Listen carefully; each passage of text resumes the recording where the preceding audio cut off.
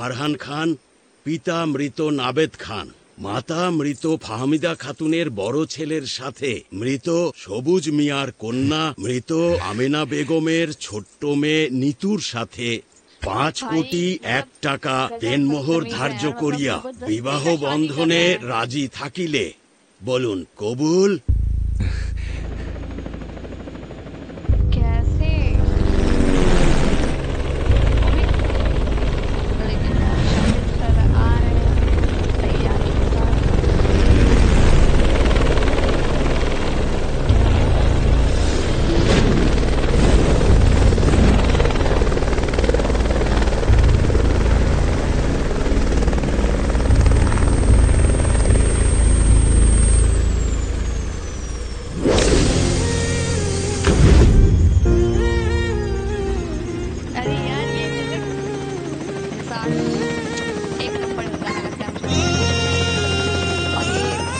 कोई माचेर जान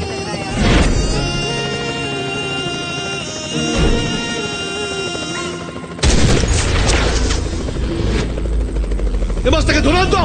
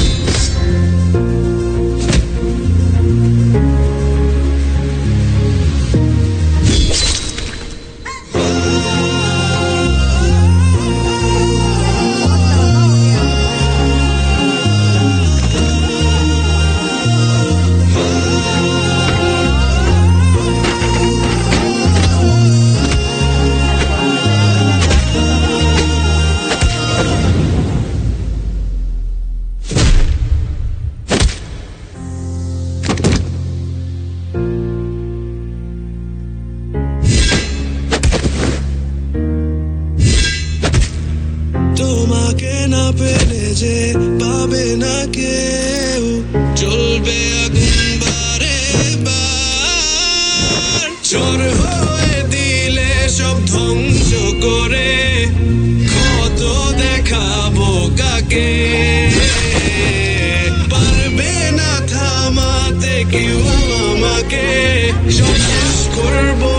নিজের হাতে।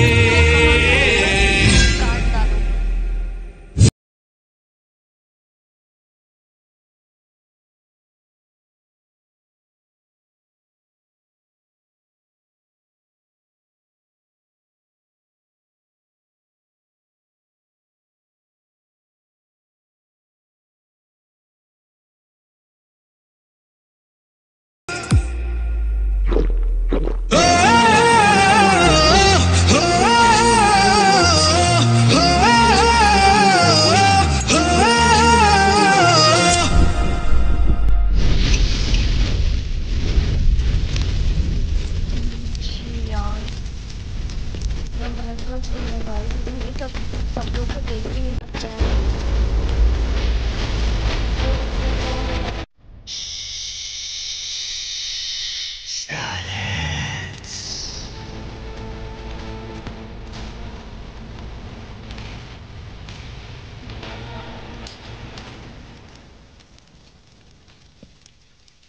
अब इनका क्या होगा?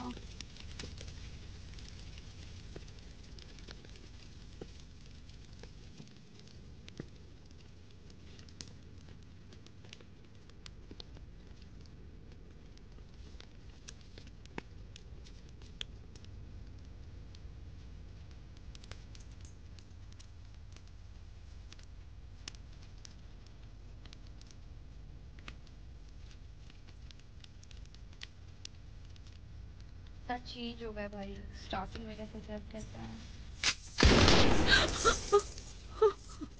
हाँ ये यार আমি জীবনে কোনোদিন কোনো মেয়ের প্রেমে পড়ি নাই,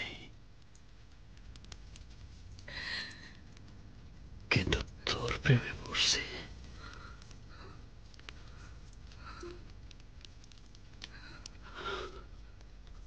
আমি बैड एंडिंग करेंगे और सैड एंडिंग কোনোদিন কোনো মেয়ের মায়ায় পড়ি নাই।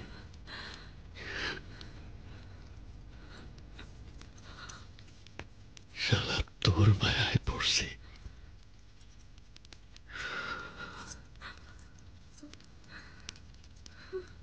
আমি কোনোদিন কোনো মেয়ের নিয়ে কোনো স্বপ্ন দেখি নাই। अब शायद चला इस वक्त में शाकिब से इनसे प्यार करते थे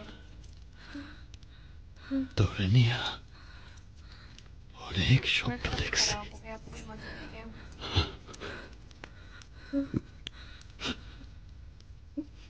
আর তুই আমার সেই স্বপ্নরে ভাইঙ্গা সুইরা বরবাদ করে দিয়া আর একজনের সাথে সুখের সংসার করবি, আর আমি তোরে বাঁচায় রাখবো ভাবছা।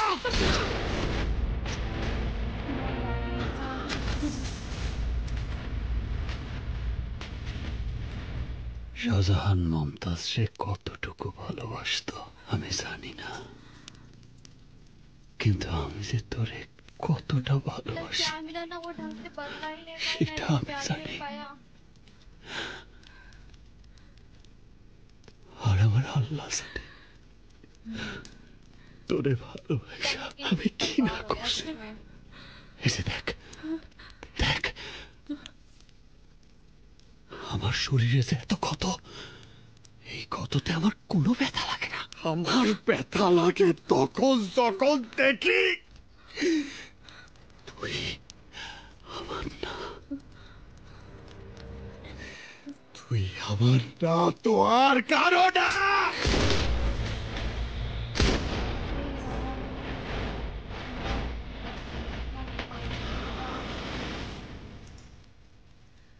যা করেছো ভালোই করেছো, আমি এটাই চেয়েছিলাম তোমার সঙ্গে প্রেমের অভিনয় করতে করতে আমি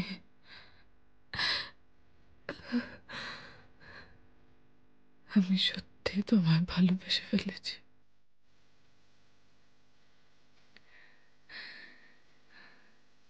অনেক ভালোবাসি তোমাকে।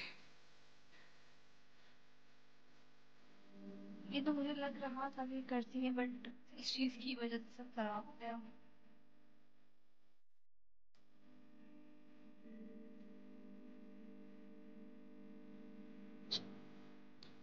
सच में सब बर्बाद हो गया भाई, डॉक्टर फैमिली की वजह से।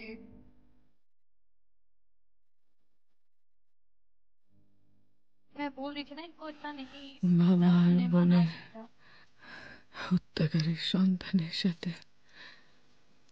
সংসার করলে বেইমানি अच्छा করা है ये হতো না। बोलने के बाद और क्या। এই এই জন্য তোমার হতে পারলাম না।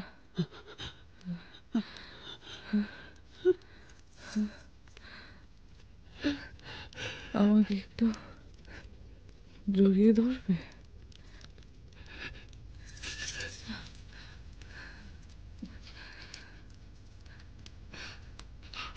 জিল্লো, হেলিকপ্টার খবর দে।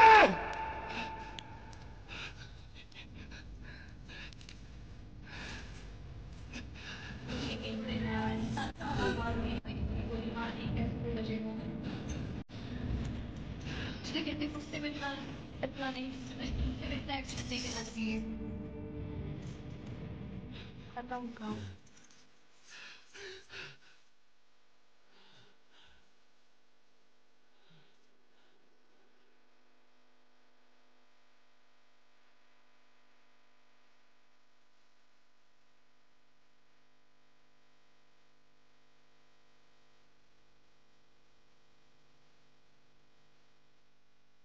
মাননীয় আদালত, এর পরের ঘটনা আমরা সকলেই জানি। উনি এক পর্যায়ে পুলিশের কাছে সারেন্ডার করেন এবং 164 ধারায় একটি জবানবন্দি দেন। মাননীয় আদালত, गलत फहमी আমার প্রতিপক্ষ বন্ধু এতক্ষণ ধরে যে গল্পটা বলে গেলেন সেটা নিয়ে একটা ভালো সিনেমা হতে পারে, কিন্তু বাস্তবের সঙ্গে তার অনেকটাই তফাৎ। আমার মক্কেলকে देखो अब इनके ফাঁসানোর জন্য এই গল্পটা বানানো হয়েছে, কারণ মক্কেলের বাবা এই শহরের একজন স্বনামধন্য ব্যবসায়ী। তার ভাবমূর্তি নষ্ট করার জন্য এই সব গল্পের অবতারণা। মাননীয় আদালত, এটা বানানো নাকি সত্যিকারের ঘটনা তার প্রমাণ আমার কাছে আছে। এই যে মহামান্য আদালত, এখানে আসামির জবানবন্দি, তার নিচে স্বাক্ষর এবং এই ক্যাসেটে সমস্ত অডিও রেকর্ড করা আছে। মাননীয় আদালত, আমি আপনার কাছে তা পেশ করছি। মাননীয় আদালত, এসব অডিও রেকর্ড এবং স্বাক্ষর এর কোনো গুরুত্ব আছে বলে আমার মনে হয় না। আমার মক্কেল আরিয়ান মির্জা একজন মানসিক ভারসাম্যহীন ব্যক্তি। অতিরিক্ত ড্রাগ নিতে নিতে তিনি মানসিক ভারসাম্য হারিয়ে ফেলেন। একজন মানসিক রোগী, মানসিক ভারসাম্যহীন মানুষ কোথায় কবে কি বললেন সেটা নিশ্চয়ই আদালতের কাছে গ্রহণযোগ্য হবে না। এই হলো আমার মক্কেলের মানসিক রোগের প্রমাণপত্র, মেডিকেল রিপোর্ট আমি আদালতের কাছে পেশ করছি। মাননীয় আদালত, এইরকম রিপোর্ট আমাকে 3 ঘন্টা সময় দিলে আমি 300 অ্যারেঞ্জ করে দিতে পারি। সেটা আপনার কাজ, আমার নয়। সত্যকে মিথ্যা এবং মিথ্যাকে সত্য করা আপনার দক্ষতা বেশি। আপনি কি প্রমাণ দেখুন, করতে পারবেন যে আপনি কোনটা সত্য, বারবার অন্যকে কোনটা মিথ্যা? ভুল প্রমাণ এর আগে আপনাকে কেস order, করতে order। আগে থামুন সেখানে- আপনারা, বসুন। Sorry my lord. আমি আরিয়ান মির্জার সাথে কথা বলতে চাই। আরিয়ান মির্জা, বলুন।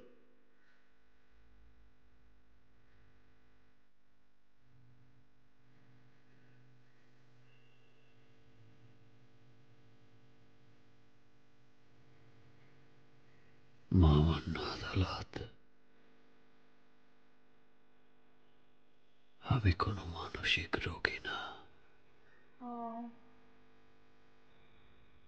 আমি সজ্ঞানে। इनको शॉक लग गया है इस चीज का, वो कभी भूल भी नहीं पाएंगे। আমার এই নিজ হাতে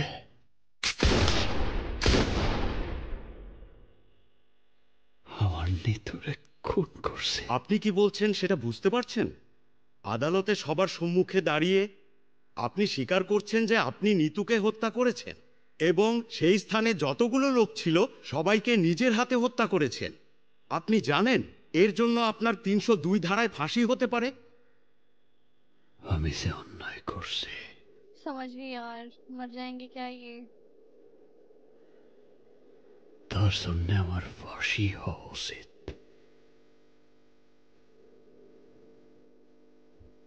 আমারে আপনি সর্বোচ্চ শাস্তি দেন মহামান্য আদালত।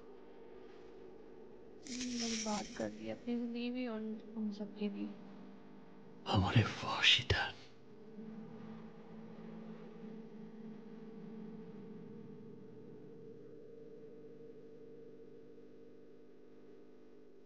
সকল প্রমাণাদির ভিত্তিতে যেহেতু আসামি আরিয়ান মির্জা সর্বসমক্ষে নিজের দোষ স্বীকার করেছে, সেই ক্ষেত্রে বাংলাদেশের দণ্ডবিধির ৩০২ ধারায় আসামি আরিয়ান মির্জাকে মৃত্যুদণ্ড দেয়া হলো ना कुछ এবং ना গত ১৭ই জানুয়ারির প্রাক্তন প্রধানমন্ত্রীর হত্যাকারীর মামলার পুনরায় তদন্তের জন্য আদেশ দেওয়া হলো।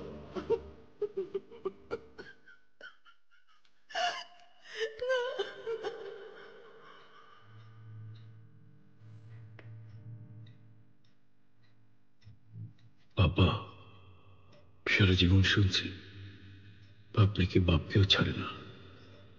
বাপ শুধু বাপকে না, বাপ আসলে কাউকেই ছাড়ে না।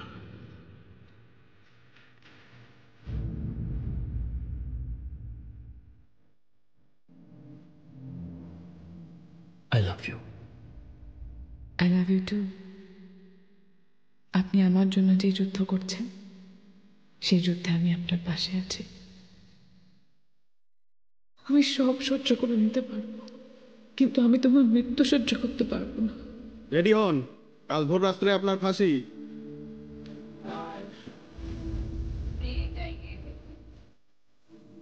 यार उन्होंने गलतियां कर दी है ना कि बहुत ज्यादा।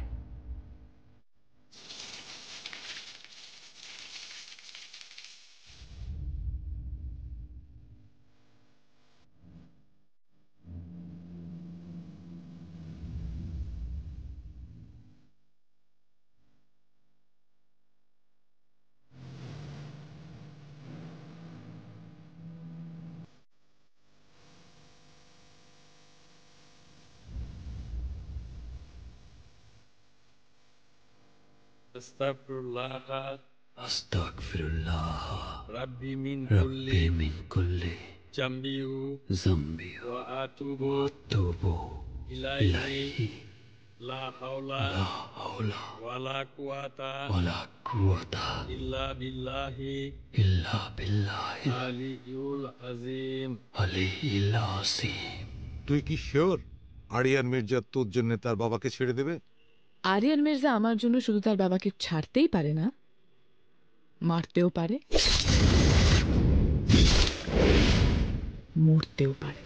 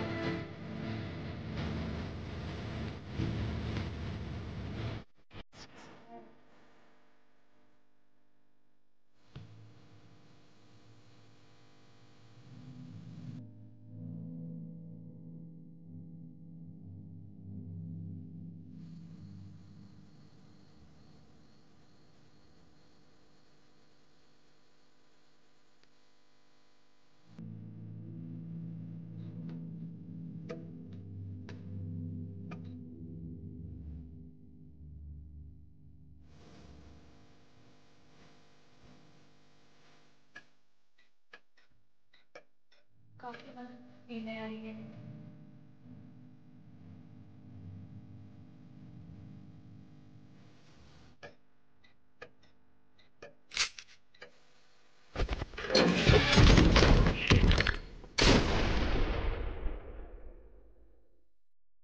और क्या बोले भाई।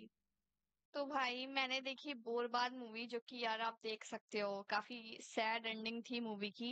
क्योंकि मूवी में ऐसे इंसिडेंट्स हुए थे कि ये चीज होना था कि किसी को या तो मरना था, या तो वो किसी और के मारने पे मरते, या तो खुद से मतलब अब उनकी फांसी लग गई। वो तो चीज भी हम सोच सकते थे कि हो सकती थी मूवी में, बट वो चीज मैं एक्सेप्ट नहीं करना चाह रही थी यार, कि मतलब उनको मार दिया जाए लास्ट तक, मतलब वो उनको फांसी हो जाए, ये चीज मैं नहीं चाहती थी, बट कोई बात नहीं, क्या कर सकते हैं, वैसा चीज ही हुआ मूवी में कि होना पड़ा।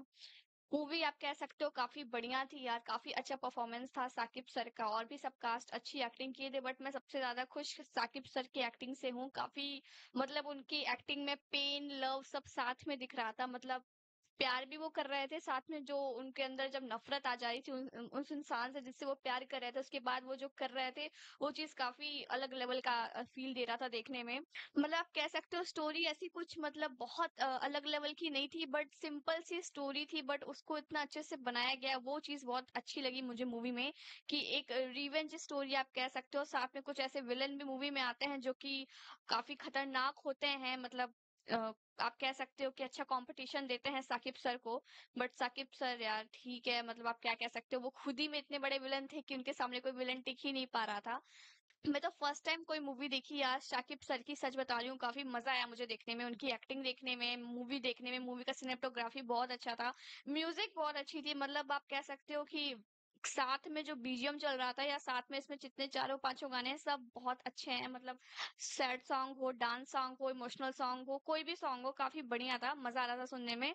और आप मूवी को देख सकते हो, मजा आएगा आपको, कहीं बोर नहीं होगे मूवी को देखते टाइम, क्योंकि स्टोरी के साथ साथ मूवी चलती रहेगी, और आपको थोड़ा सा स्टार्टिंग में स्टोरी बिल्ड होने में टाइम लगता है, बट आप धीरे धीरे जब समझ जाओगे क्या है, उसके बाद वो चीज जो पागलपन है सर का, जो मेंटल थोड़े से हैं इस मूवी में आप कह सकते हो, बट वो चीज देखने में सच में मजा आएगा।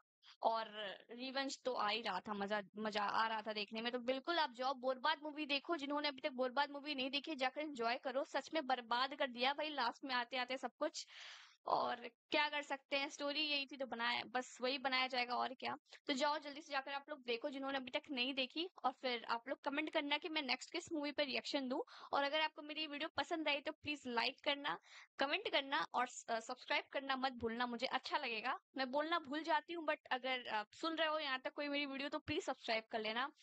और फिर बताना कैसी लगी, अब मैं नेक्स्ट किस वीडियो पे रिएक्शन करूँ, मूवी पे रिएक्शन करूँ, तो फिर मिलते हैं नेक्स्ट वीडियो में, तब तक के लिए गुड बाय।